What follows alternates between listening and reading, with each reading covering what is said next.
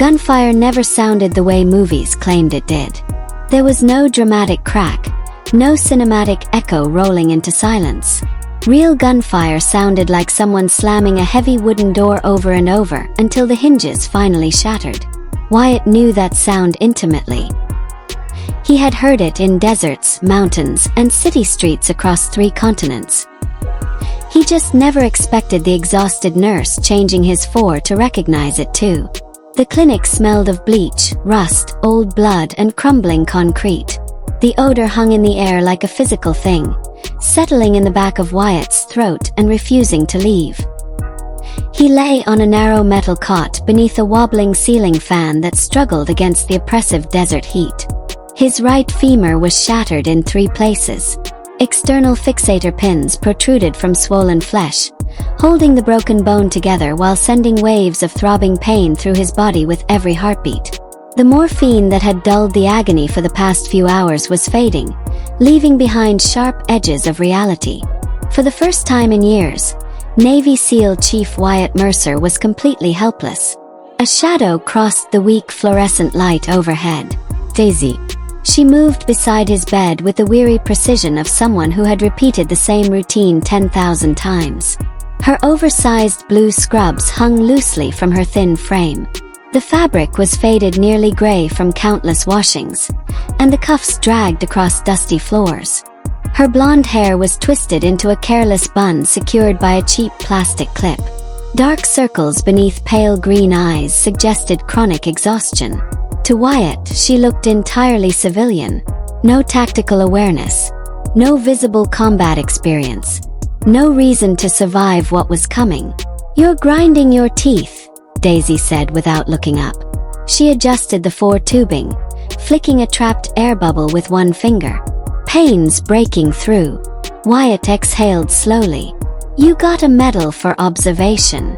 "Not yet." Her tone remained flat. "You're maxed out on morphine until morning." He clenched his jaw. "Wonderful. Bite down on something." That earned a faint smirk despite the pain. "Great bedside manner.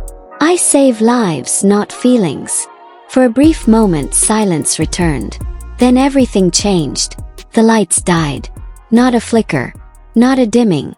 They vanished completely with a heavy electrical clunk somewhere outside the ward. The ceiling fan slowed. The humming generator behind the building sputtered, coughed, and went silent. Darkness flooded the room. A heartbeat later came shouting, distant at first, then closer. Harsh voices barked commands in a dialect Wyatt barely understood. But aggression needed no translation. Neither did rifles. Crack, crack, crack. Automatic gunfire erupted beyond the clinic walls. Adrenaline surged through Wyatt's bloodstream. His training immediately took over. His hand shot toward his hip. Nothing. No pistol. No knife. No radio.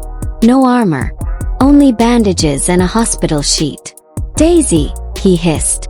She was already moving. "They're hitting the compound." He tried to swing himself off the bed. The moment his injured leg shifted, agony exploded through his body. Black spots swarmed across his vision.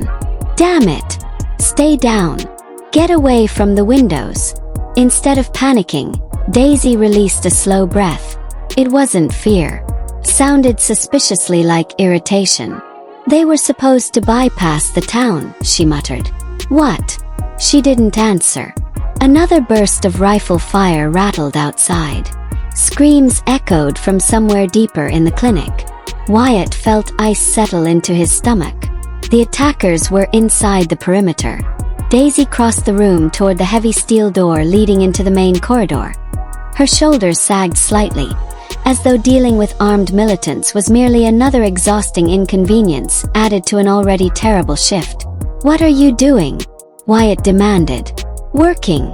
Those are armed hostiles. I noticed." "Daisy." She stopped. For the first time, her expression hardened. The exhaustion remained, but something colder surfaced beneath it. Something disciplined. Something familiar.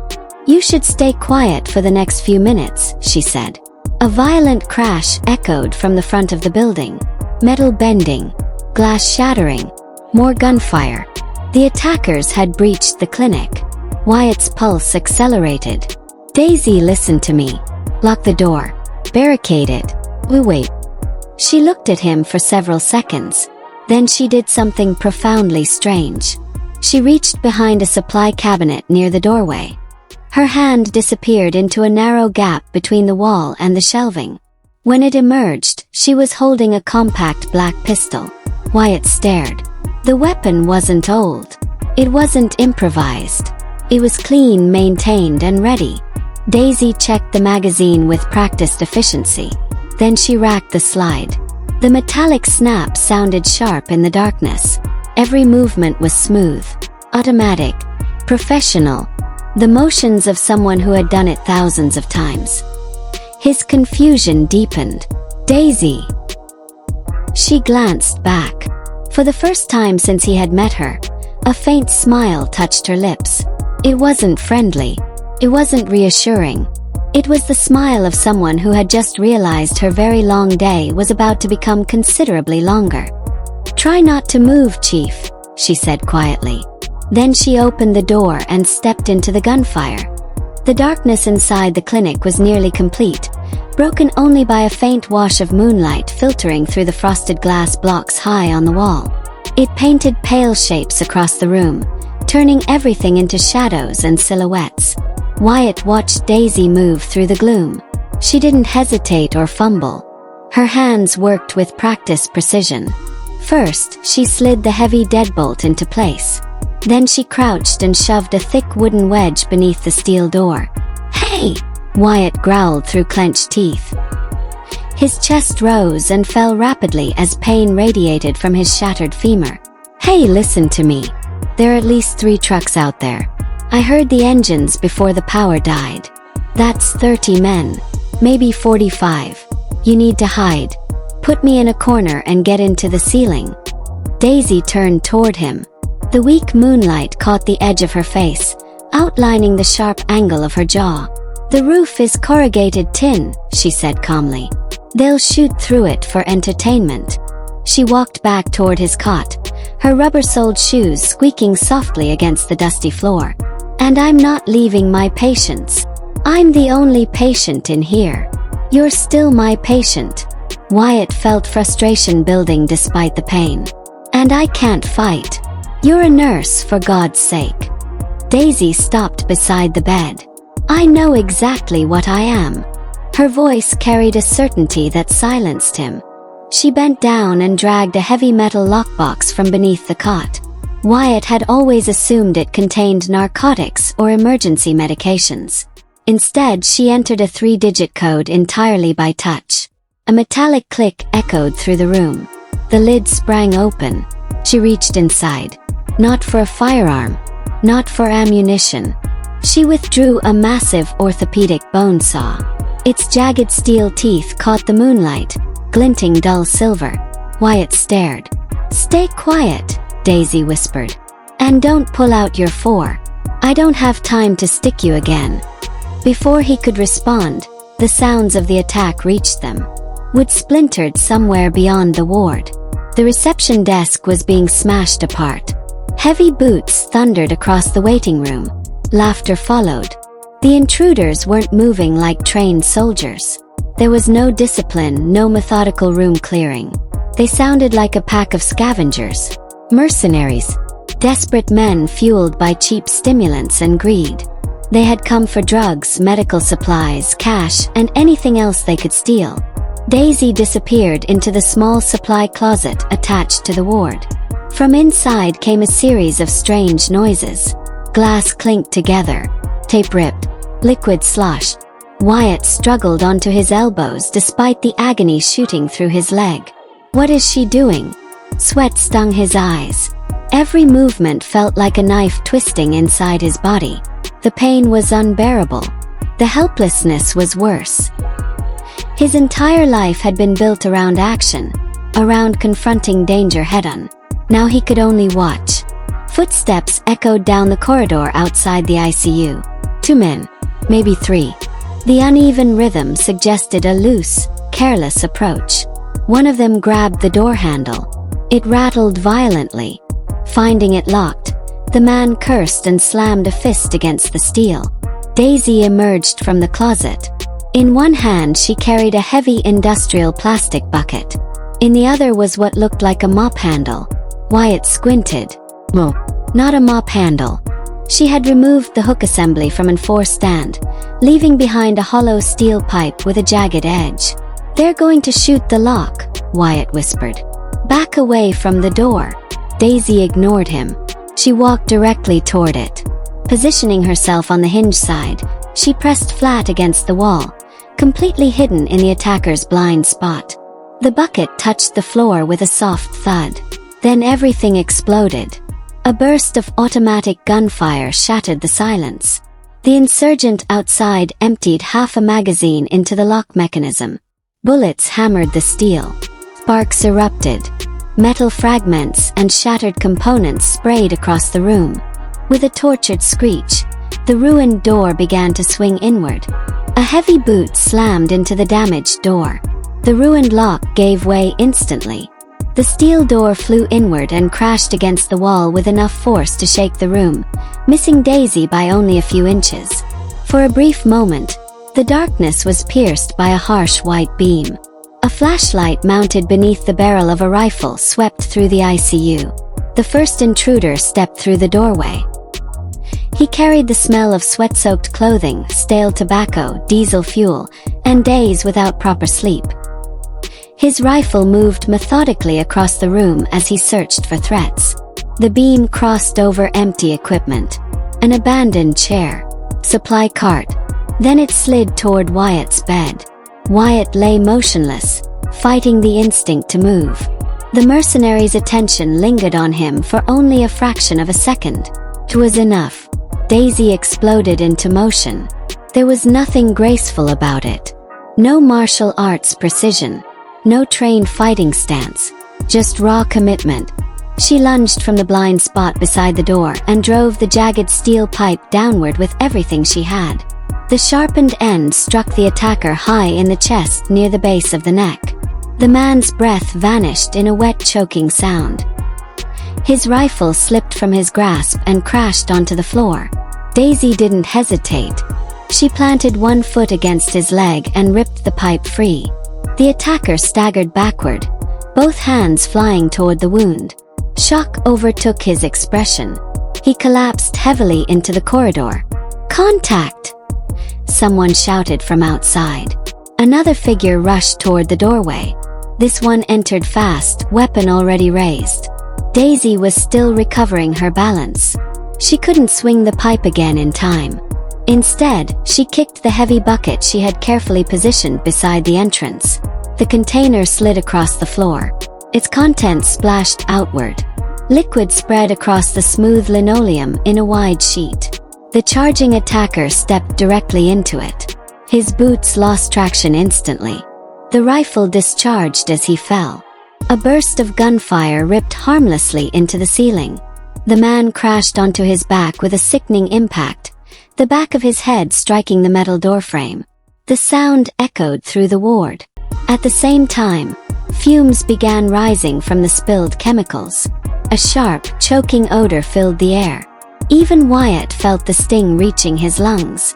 Daisy held her breath and drove forward. She threw her weight onto the fallen man before he could recover. The attacker struggled violently, trying to bring the rifle around. Daisy ignored the weapon. She knew she couldn't outmuscle him. Instead, she reached for the heavy surgical bone saw she had taken from the lockbox earlier. The tool flashed briefly in the moonlight. The mercenary screamed. His arms flailed wildly. One strike caught Daisy across the face. The blow snapped her head sideways. She lost her balance and hit the floor hard. The impact knocked the air from her lungs. For an instant she simply lay there, stunned. Wyatt gripped the rails of his bed so tightly his hands trembled. Every instinct in his body screamed at him to move, to help, fight.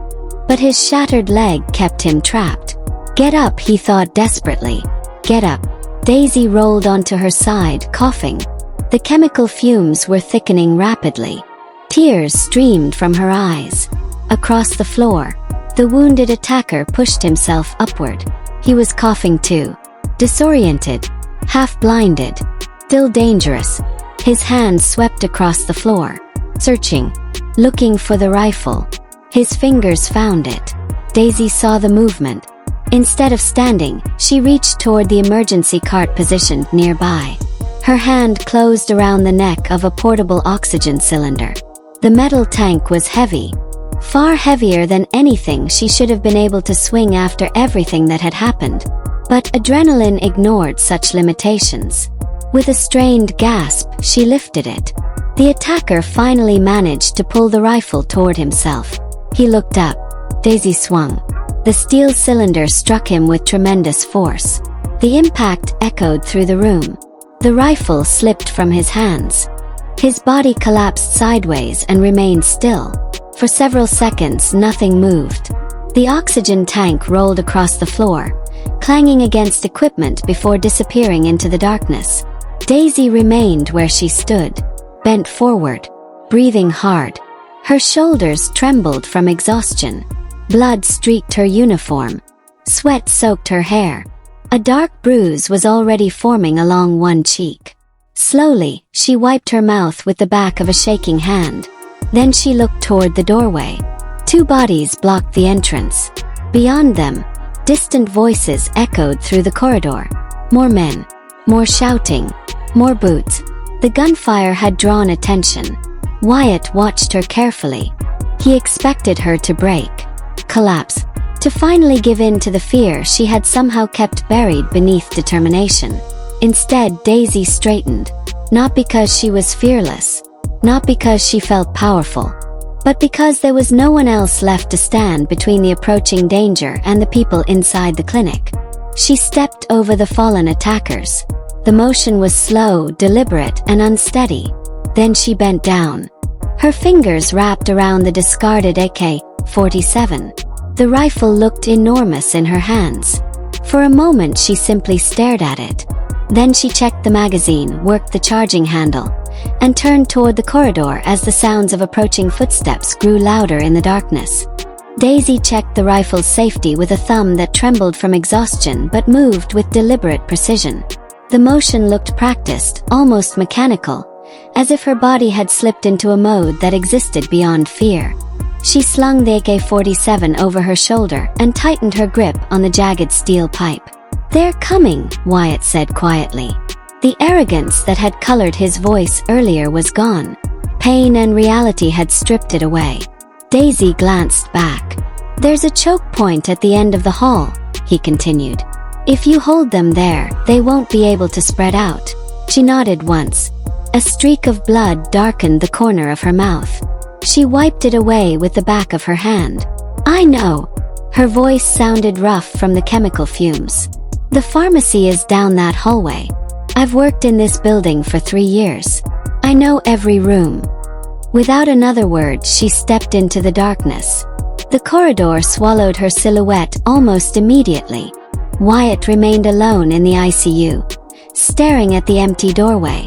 The smell of disinfectant, smoke, and something metallic lingered in the air. For the first time, he understood exactly how wrong he had been about her. He hadn't mistaken a lack of awareness for courage. He had mistaken focus for helplessness. Daisy wasn't ignoring danger. She was reducing it, breaking it apart piece by piece and dealing only with what stood directly in front of her. The realization settled over him with surprising force. Some people survived chaos by panicking. Others survived by narrowing their world until only the next necessary action remained. Daisy belonged to the second group. And somewhere beyond the darkness, dozens of armed men were still moving through the clinic. The vibrations reached her before the voices did. Heavy footsteps, shouted orders, the distant scrape of equipment being overturned. Daisy limped slightly as she made her way toward the pharmacy. Her left knee protested every step. The fall in the ICU had left it swollen and unstable. She ignored the pain. The pharmacy sat at the end of the corridor like a concrete bunker. No windows, only rows of metal shelving packed with supplies. The stale air smelled faintly of medicine, cardboard, and dust. Inside, she moved entirely by memory. Her fingertips skimmed along shelves until they found what she needed. Plastic containers, medical supplies, cleaning products, anything useful. Her hands shook as she worked. Fatigue was beginning to catch up with her. Every muscle felt heavy. Every breath burned. Somewhere outside the room, voices grew louder. 5 men, maybe 6. Close enough now that she could hear fragments of conversation. They sounded nervous. The darkness bothered them. The silence bothered them even more. Daisy crouched behind the reinforced narcotics safe positioned against one wall. It was the only object in the room substantial enough to provide real cover. She pulled her knees toward her chest and listened. Her heartbeat thundered in her ears. The sound seemed impossibly loud. For a moment, a strange thought drifted through her mind. This morning she had watered the struggling aloe plant on the reception desk. She had worried about whether it was getting enough sunlight. Now she was hiding behind a steel safe while armed men searched for her. The absurdity almost made her laugh. Instead, she swallowed hard. Flashlight beams appeared in the doorway. Thin white lines cutting through the darkness. The first man entered cautiously. Others followed. Their boots squeaked against the floor. Someone muttered a warning. Someone else cursed under his breath. They were finally being careful. Daisy waited. Every instinct urged her to move. She forced herself to stay still. Patience. One more second. Then another. The room felt impossibly small. The air felt too hot. The approaching footsteps seemed to shake the shelves around her. A bottle toppled somewhere nearby. The sound echoed like a gunshot. Several flashlight beams snapped toward it instantly. Their attention shifted. Daisy used the distraction. She acted quickly, creating noise and confusion from another corner of the room. The effect was immediate. Voices rose. Orders overlapped. The men struggled to determine where the threat actually was. Moments later, chaos erupted. The confined space amplified every sound. Shouting, crashing equipment, the crack of gunfire. Glass shattered from nearby shelves.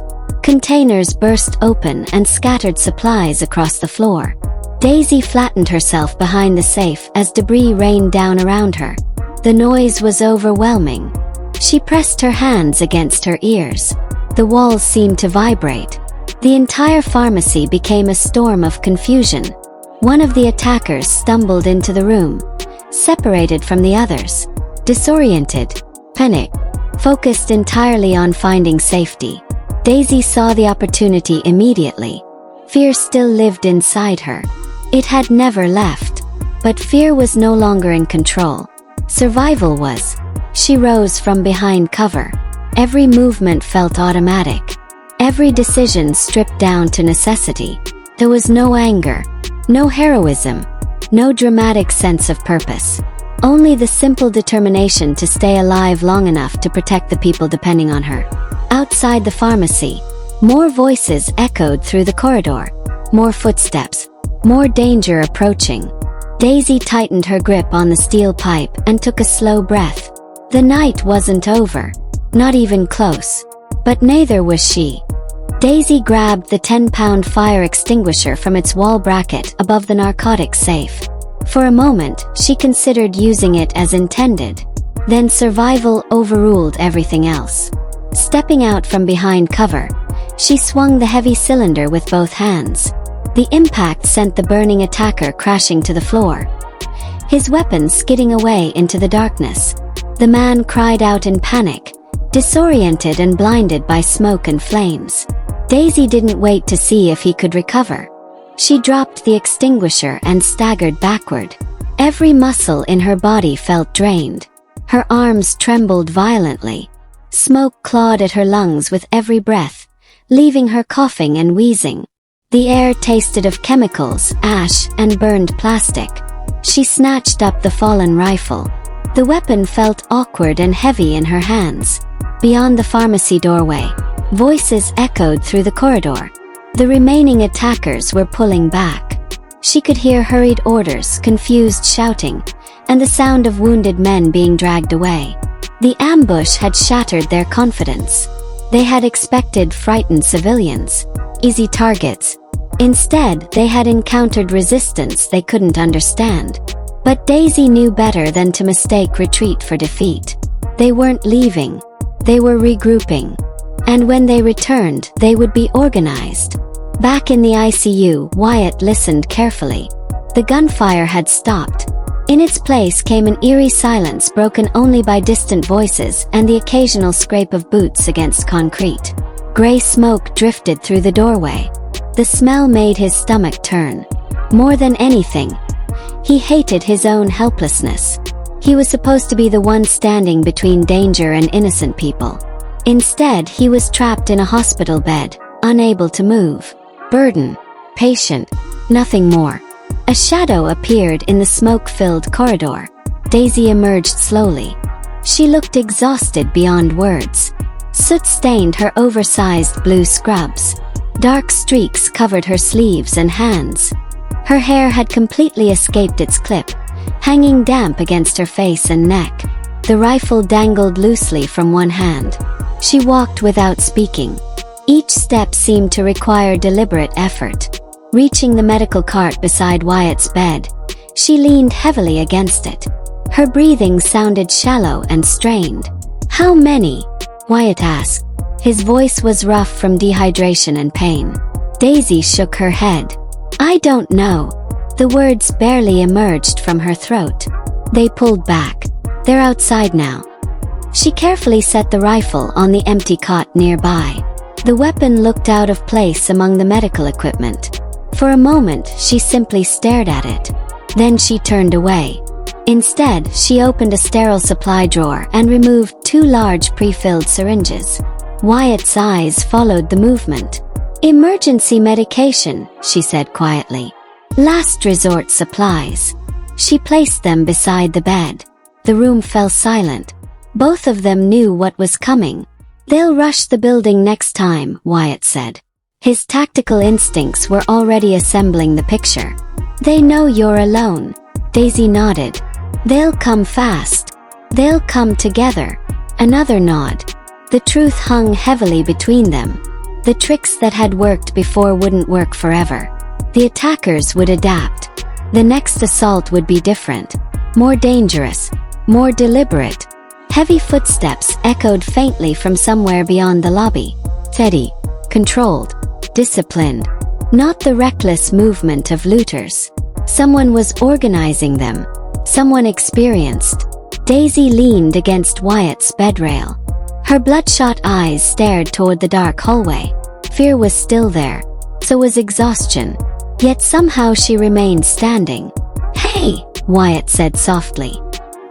He reached out and wrapped his hand around her wrist. For the first time all night, neither of them spoke. They simply listened to the approaching footsteps growing closer in the darkness. Wyatt's hand tightened around Daisy's wrist. Her skin felt cold and clammy, the unmistakable signs of exhaustion and shock beginning to set in.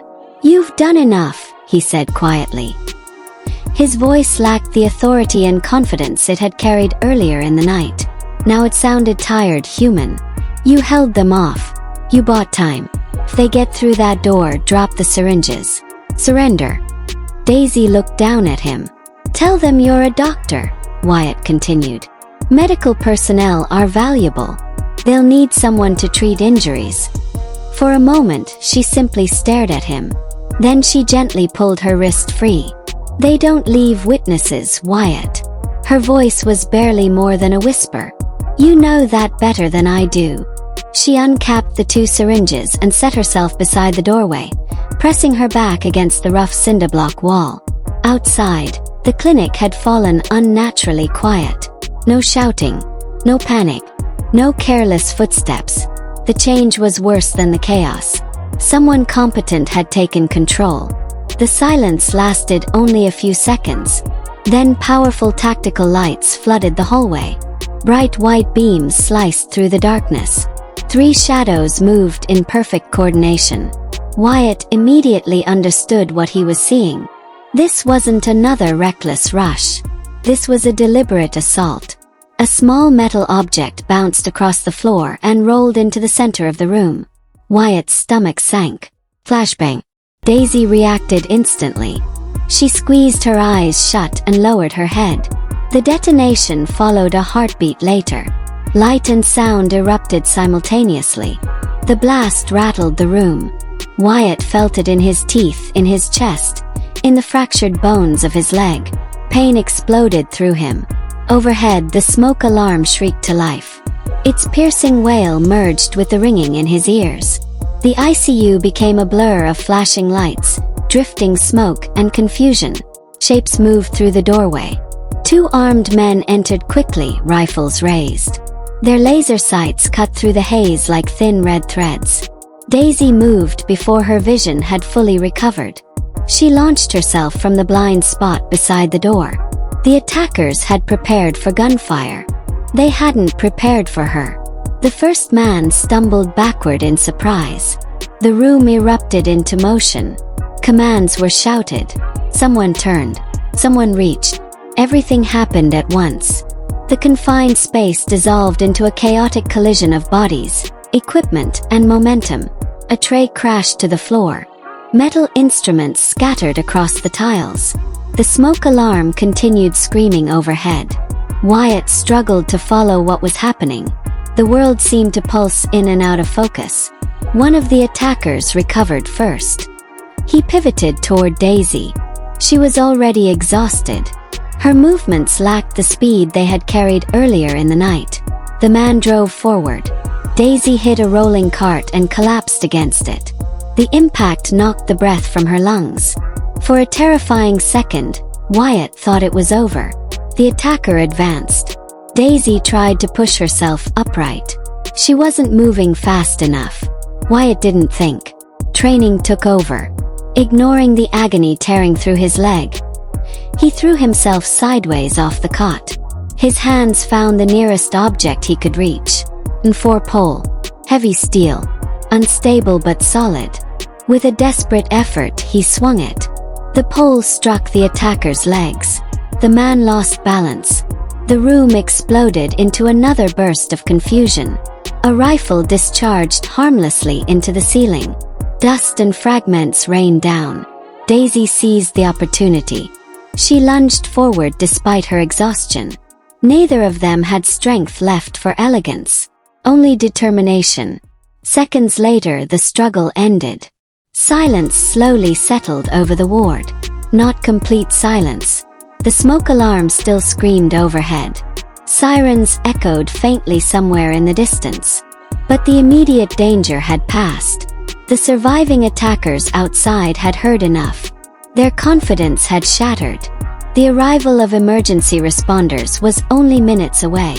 Engines roared somewhere beyond the clinic walls. Vehicles accelerated. One after another. The remaining mercenaries were leaving, retreating into the desert darkness before authorities could arrive. Inside the ICU, neither Daisy nor Wyatt moved for several long moments. They simply breathed. The room looked devastated. Broken equipment, scattered supplies, smoke drifting beneath flickering emergency lights. The aftermath of a nightmare. Wyatt hung partially off the side of his bed. His strength was fading rapidly. Dark spots drifted through his vision. The pain in his leg threatened to pull him into unconsciousness. Across the room, Daisy lay on her back staring at the ceiling. Her hair was tangled. Her scrubs were stained with soot and dust. Every visible muscle trembled from fatigue. For the first time all night, there was nothing left demanding immediate action. No footsteps, no shouting, no gunfire, just silence. Slowly, she raised one hand and wiped sweat from her forehead. Then she turned her head toward Wyatt. Their eyes met across the ruined ward. Neither smiled. Neither had the energy. But both understood what the other was thinking. They were still alive. Against every reasonable expectation, they had survived. Outside, the sirens grew louder. Closer. Real. Rescue was finally on its way. Daisy closed her eyes for a moment. Then, with monumental effort, she pushed herself into a sitting position. Wyatt stared at her in disbelief. "You should be unconscious," he muttered. A faint laugh escaped her. It sounded more like a cough. "Maybe later." She glanced toward the four-stand beside his bed. The fluid bag hanging there was nearly empty. Even now, after everything that had happened, her attention returned to the same thing it always had. Her patient. "I need to change your four," she whispered. Her voice was barely audible. "The bag's empty." Wyatt stared at her for several seconds. Then, despite the pain, despite the destruction surrounding them, he laughed. And for the first time that night, neither of them felt afraid.